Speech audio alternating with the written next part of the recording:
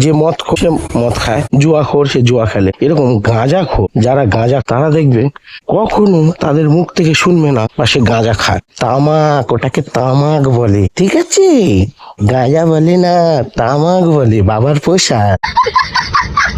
সে একটা পেশেন্টকে বলছে বলে সিগারেট কখনো খাবে না, সিগারেট খেলে হার্টের পক্ষে খুব। বলছে বলে তুমি বাইরে বসো, তোমার প্রেসক্রিপশন করে দিচ্ছি, ওষুধটা নিয়ে চলে যাবে।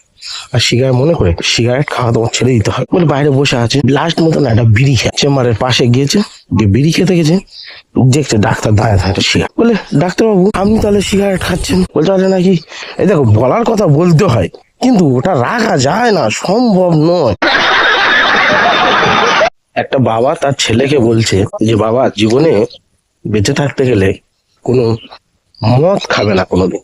মদ খুব খারাপ জিনিস, মদ খেলে সবসময় অশান্তি, ঝগড়া, মদ কখনো খাবে না। ছেলেটা এবারে ঘরের ভিতরে গিয়ে তার মাকে জিজ্ঞাসা করছে, ও মা, বাবা মনে হয় মদ খেয়েছে না?